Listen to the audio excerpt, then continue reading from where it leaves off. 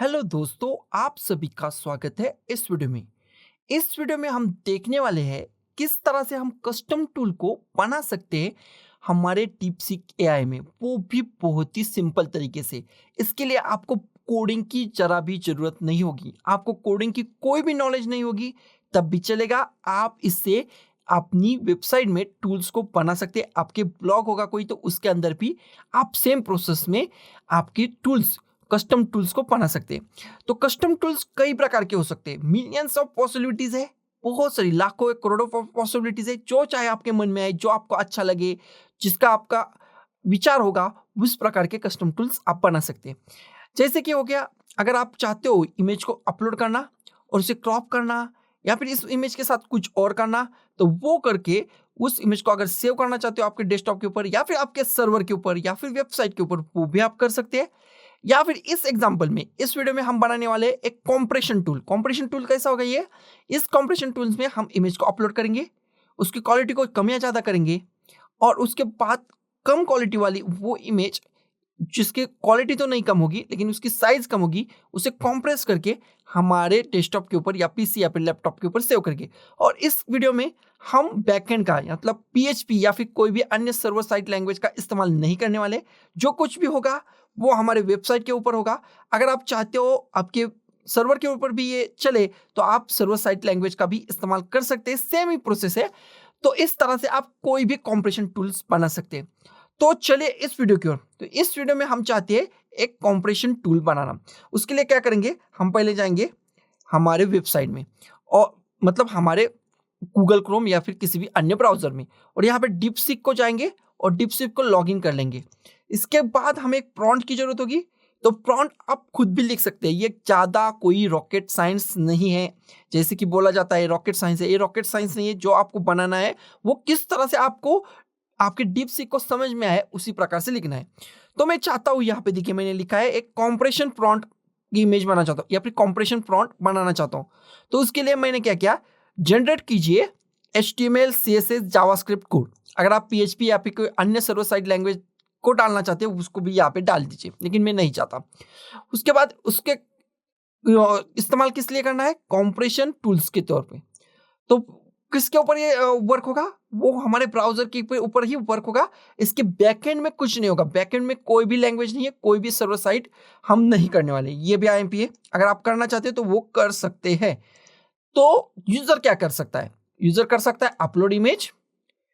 वो किस तरह से अपलोड कर सकता है, by button, by upload button और ड्रैग एंड ड्रॉप इमेज करके भी वो अपलोड कर सकते हैं। यहाँ पे वो क्या कर सकता है, कॉम्प्रेशन की क्वालिटी कम या ज्यादा कर सकता है स्लाइडर से, और ओरिजिनल इमेज और नई इमेज दोनों सेव होगी। स्लाइडर चेंज होती ही इमेज की क्वालिटी भी चेंज होगी और वो कॉम्प्रेस इमेज को डाउनलोड कर सकता है। कॉम्प्रेस इमेज किस तरह से डाउनलोड होगी वो लिखा है, वो ओरिजिनल इमेज का नाम होगा और उसके बाद में डॉट मीन या फिर यहाँ पे मीन लास्ट में ऐड होगा। और डिजाइन कैसी होगी, मॉडर्न और डार्क थीम। अगर आप कोई अन्य डिजाइन की देना चाहते हैं तो बोल सकते हैं। कोई स्पेसिफिक CSS आपको डालना होगा तो वो भी यहाँ पे डाल सकते हैं। और ये वेबसाइट कैसी होगी, फुल्ली रिस्पॉन्सिव होगी। मतलब कोई भी वेबसाइट जो होगी, अगर कोई कम ज्यादा करता है वेबसाइट को, या फिर आप कोई मोबाइल के ऊपर इस्तेमाल कर रहा है, कोई लैपटॉप के ऊपर या कोई भी अन्य डिवाइस के ऊपर, तो उसकी साइज तो कम ज्यादा होगी, उसी प्रकार से उसकी साइज रिस्पॉन्सिव होगी। उसके बाद इसके अंदर कोई भी बैकएंड लैंग्वेज नहीं होगी, मतलब PHP या फिर कोई अन्य सर्वर साइड की इस्तेमाल नहीं कर रहे। अगर आप करना चाहते हो तो कर सकते हैं। और वो किस प्रकार के सेव होगी या फिर किस तरह से कोडिंग वो देगा, वो 3 फाइल में देगा, HTML CSS जावास्क्रिप्ट। अगर जावास्क्रिप्ट की जगह आप jQuery देना चाहते हैं तो jQuery भी दे सकते हैं। तो ये 3 फाइल क्रिएट होगी, लेकिन मैं चाहता हूँ एक ही फाइल में, वो भी मैं बताऊंगा कैसे करना है। उसके बाद इसे सेलेक्ट कर लीजिए Ctrl+C से या फिर राइट क्लिक करके कॉपी कर लीजिए। इसके बाद डीप सीक में चले जाइए, इसे यहाँ पे पेस्ट कर लीजिए। पेस्ट करने के बाद सबमिट के ऊपर क्लिक कर लीजिए। तो सबमिट के ऊपर क्लिक करने के बाद इसकी प्रोसेस यहाँ पे स्टार्ट हो जाएगी। तो पहले ये HTML की फाइल बनाएगा, .index.html, उसके बाद CSS और उसके बाद लास्ट में jQuery या फिर जावास्क्रिप्ट, जो कोई भी आप देना चाहते हैं, jQuery या फिर जावास्क्रिप्ट। तो यहाँ पे CSS स्टार्ट हो चुका है। CSS स्टार्ट होने के बाद नेक्स्ट प्रोसेस को जाएगा जावास्क्रिप्ट को, CSS पूरा होने दीजिए देगा। उसके बाद वो जावास्क्रिप्ट की फाइल भी तैयार करके। लेकिन हम क्या करने वाले हैं, ये तीनों फाइल को हम इकट्ठा एक ही फाइल में उसको देने के लिए भी बोलने वाले हैं।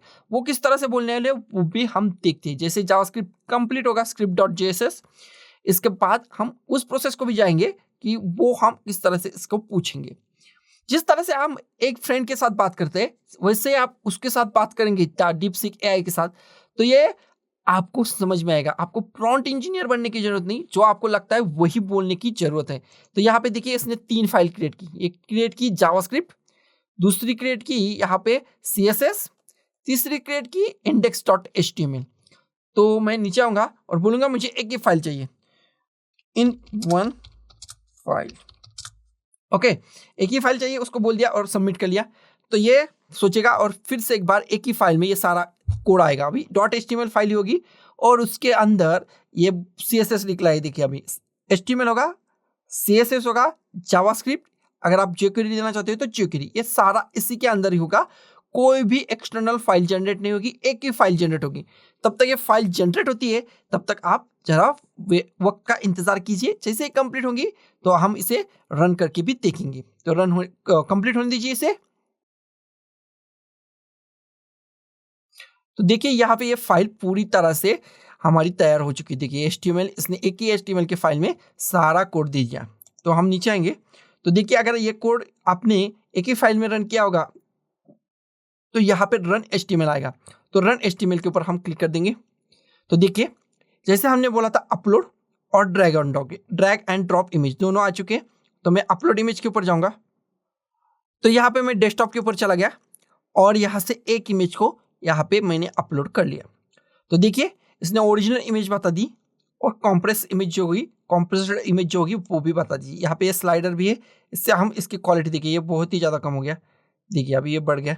इस तरह से आप क्वालिटी कम या ज़्यादा कर सकते हैं। और उसके बाद डाउनलोड कॉम्प्रेस इमेज भी कर सकते हैं। तो देखिए यहाँ पे डाउनलोड होगी और इसके लास्ट में डॉट मीन भी आ चुका, मतलब उसके बाद ये मीन भी लगा दिया है। तो इसे हम अब अपने वेबसाइट के ऊपर या फिर अपने लोकल होस्ट या फिर कहाँ पे भी आप सेव कर सकते हैं। तो देखिए मैंने इसे कॉपी कर लिया। तो मैंने यहाँ पे देखिए वैम सर्वर को रन कर रहा हूँ। तो मैं जाऊँगा वैम सर्वर को। अगर आप इसे लाइव वेबसाइट में भी डालना चाहते हैं तो किस तरह से डाल सकते हैं वो भी मैं आपको बताऊँगा। तो उसके लिए मैं पहले वैम सर्वर को चालू कर लेता हूँ। अगर वैम नहीं है तो आप इसे डायरेक्टली आप किसी भी डेस्कटॉप के ऊपर भी सेव कर सकते हैं और डेस्कटॉप के ऊपर सेव करके भी उसे रन कर सकते हैं। तो मैं इसे आप कॉपी कर लेता हूँ और देखिए मैं डेस्कटॉप के ऊपर चला गया। डेस्कटॉप के ऊपर जाने के बाद मैं यहाँ पे न्यू फोल्डर में चला जाता हूँ आपके एग्जांपल के तौर पे, और व्यू में जाके इसे मैं फाइल नेम एक्सटेंशन पहले चालू कर लेता हूँ। तो एक्सटेंशन भी दिखेगा। तो राइट क्लिक करेंगे, न्यू के ऊपर जाएंगे, टेक्स्ट डॉक्यूमेंट में जाएंगे और यहाँ पे आप कोई भी नाम दे सकते हैं। मैं दे रहा हूँ माई फाइल और उसके बाद इसको टेक्स्ट को निकाल के HTML लिख दिया, यस। और उसके बाद राइट क्लिक करके इसको एडिट इन नोटपैड कर लिया और उसके बाद यहाँ पे वो कोड यहाँ पे पेस्ट कर लिया। उसके बाद फाइल में गया, सेव कर लिया। तो उसके बाद अब हम इसे ओपन कर लेंगे, राइट क्लिक करेंगे और ओपन विथ में मैं इसे गूगल क्रोम से ओपन कर रहा हूँ। तो देखिए यहाँ पे ये फाइल ओपन हो चुकी है। देखते हैं हम ये फाइल यहाँ पे चलती है नहीं। अपलोड इमेज में जाएंगे और कोई भी एक इमेज यहाँ पे डालेंगे। तो मैंने देखिए ये इमेज यहाँ पे डाल दी। तो देखिए ओरिजिनल इमेज आ गई और ये 80% को है। आप इसे कम या ज़्यादा कर सकते हैं। कम करेंगे देखिए इसकी क्वालिटी भी कम होगी। अगर आप बढ़ाएंगे तो क्वालिटी बराबर दिखेगी। 80% बराबर है। तो उसके बाद डाउनलोड कॉम्प्रेस्ड इमेज के ऊपर हम क्लिक करेंगे तो यहाँ पे डाउनलोड भी हो चुकी है। अब हम इसे लोकल सर्वर के ऊपर जिसके अंदर हम टेस्ट करते हैं हमारी वेबसाइट, वो जो वैम्प होता है उसके अंदर भी डाल कर आपको दिखा देता हूँ। तो मैं दिस पीसी में चला जाऊँगा, C ड्राइव में वैम्प 64, यहाँ पे www, यहाँ पे मैं माई फाइल्स करके एक फोल्डर बनाऊंगा और उसके अंदर मैं फिर से एक बार एक नया फाइल बनाऊंगा, न्यू टेक्स्ट डॉक्यूमेंट, और इसको दूंगा मैं index.html। आप कोई भी नाम दे सकते, मैंने दिया index.html और यस कर लिया। इसको राइट क्लिक करके यहाँ पे इसको सेलेक्ट करके राइट क्लिक करके इसको ओपन विथ या फिर एडिट इन नोटपैड कर लिया। तो उसको पेस्ट करेंगे उसी कोड को। एक कोड पूरी तरह से पेस्ट करना है जैसा आपने यहाँ से लिया है वैसा ही, जैसे आपने DeepSeek से लिया है वैसा ही। उसके बाद फाइल में सेव कर लेंगे। इसके बाद हम देखेंगे सर्वर साइड के ऊपर ये चल रहा है नहीं। उसके लिए मैं नई टैब को जाऊंगा, यहाँ पे देखूंगा लोकल होस्ट। लोकल होस्ट में मेरे को लग रहा है मेरे फाइल का नाम क्या है, माई फाइल्स। तो माई फाइल्स को मैं इसे कॉपी करके यहाँ से / माई फाइल्स करूँगा। तो जैसे इंडेक्स फाइल होगी तो आपको डायरेक्टली दिखाई देगा। अगर इंडेक्स फाइल नहीं होगी तो यहाँ पे आपको लिखना पड़ेगा, आपका फाइल का जो भी नाम होगा वो HTML होगा, उस फाइल का नाम लिखिए और एंटर कीजिए, वो फाइल यहाँ पे आ जाएंगी। यहाँ पे भी हम टेस्ट करके देखते हैं, यहाँ पे हम ड्रैग एंड ड्रॉप करके देखते हैं। तो हम ये इस फाइल में आ चुका हूँ मैं, तो यहाँ पे ड्रैग एंड ड्रॉप करेंगे हम। तो इस फाइल को हमने यहाँ से ड्रैग करके यहाँ पे ला दिया। तो देखिए ड्रैग करने के बाद भी ये फाइल यहाँ पे आ चुकी है। इसी तरह से है, ड्रैग एंड ड्रॉप भी चालू है। यहाँ पे ओरिजिनल इमेज है, यहाँ पे कंप्रेस्ड इमेज है। तो इसके बाद हम देखेंगे कि लाइव वेबसाइट के ऊपर इसे किस तरह से डाउनलोड करना है। उसके लिए मेरी एक वेबसाइट है डिस्कवर अभी, उसके ऊपर जाऊँगा, उसके साइट के ऊपर जाऊँगा, वेब होस्टिंग में जाऊँगा और वहाँ से इसी फाइल को वहाँ पे भी मैं अपलोड कर दूंगा। तो मैं यहाँ पे गया, यहाँ पे मेरे पास डिस्कवर अभी है। उसके बाद यहाँ पे आपको डिस्कवर अभी मिलेगा। तो डिस्कवर अभी या फिर आपकी जो भी वेबसाइट होगा उसको जाइए, फाइल्स में चले जाइए। तो यहाँ पे मैं एक फाइल नहीं बनाने वाला हूँ, टेस्ट करके एक फोल्डर है उसी के अंदर मैं बनाने वाला हूँ। आप कोई भी फोल्डर या फिर यहाँ पे भी बना सकते हैं। टेस्ट में जाऊँगा और टेस्ट में मैं उस फाइल को यहाँ पे डालूंगा या फिर एक नई फाइल बनाऊंगा। तो मैं यहाँ पे न्यू फाइल करके यहाँ पे क्रिएट न्यू फाइल के ऊपर जाऊँगा और यहाँ पे मैंने दे दूंगा माई फाइल। आप कोई भी नाम दे सकते हैं और उसके बाद .html ओके के ऊपर क्लिक किया। उसके बाद देखिए माई फाइल .html बन चुका है। उसको ओपन करेंगे, वही कोड यहाँ पे पेस्ट कर लेंगे। उसके बाद हम इस कोड को फिर से एक बार कॉपी कर लेंगे और उसी कोड को यहाँ पेस्ट कर लेंगे, सेव कर लेंगे। उसके बाद यहाँ पे कहाँ पे लिखा है ये, यहाँ पे ये टेस्ट करके एक फोल्डर है उसके अंदर है। तो टेस्ट करके फोल्डर को हम जाएंगे, यहाँ से क्या लिखेंगे, हमारे वेबसाइट का नाम लिखेंगे। उसके बाद टेस्ट लिखेंगे। उसके बाद अब मेरे पास जो फाइल का नाम था वो लिखेंगे। मेरी फाइल है myfile.html।